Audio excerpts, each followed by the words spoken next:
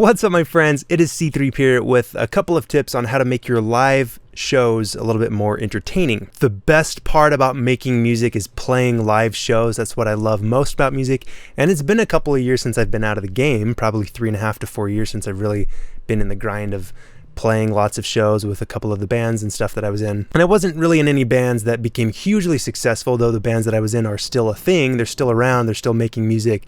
They've gotten a little bit of recognition and whatnot. Played some pretty cool shows as well. We opened for Parachute in one of the shows that we played.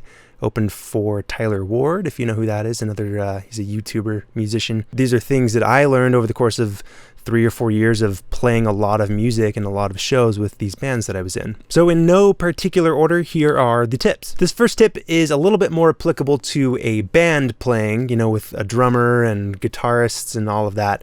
That is to play your songs with a metronome. Typically, what that would mean is to have the drummer use some like noise canceling earbuds, or just those earbuds with the little rubber tips that kind of block out some of the sound so that you can hear the metronome, and figure out what the BPM of all of your songs are and make little metronome tracks of that, like in a set list or something, so that when you play the song, you can press play on the metronome and then kind of count the band in and stick to that beat throughout the whole song. Big bands out there, The Killers, Imagine Dragons, whoever, and these are just bands that are coming to the top of my head. They have in-ear monitors that are like expensive, like headphones basically, that you can kind of see if you look closely. They're pretty discreet looking, but that'll help they'll block out a lot of the sound, and it has the music playing in the background essentially, so that they can just play along to that. Maybe it's got a click track or something like a metronome, but that's a pretty expensive solution. So again, just get some cheap earbuds or whatever that have the little rubber tips, so it blocks out a lot of the sound, so that the drummer can at least play to that metronome. And you're going to want to rehearse with that too. Get everyone practicing and get really, really, really tight with your sound.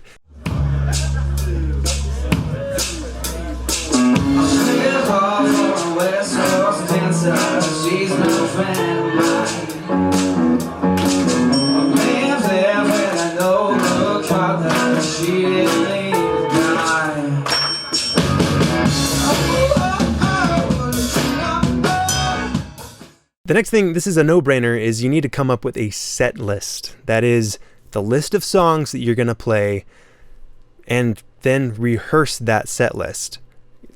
I mean, just rehearse your songs, get good at your songs. In rehearsals, go over and over and over the same songs, and have every band member learn their parts really well. If there's a band member that's struggling with their part, typically not the drummer, right? The drummer's always flawless, but like that's sarcasm, by the way. The guitar player, the drummer, whoever it is that's maybe struggling with a part, like hash that part out, iron it out until they've got it down. The most uncomfortable part about playing a show is if you're just not prepared for it. If just in your heart of hearts that the song just isn't really polished and people don't know their parts.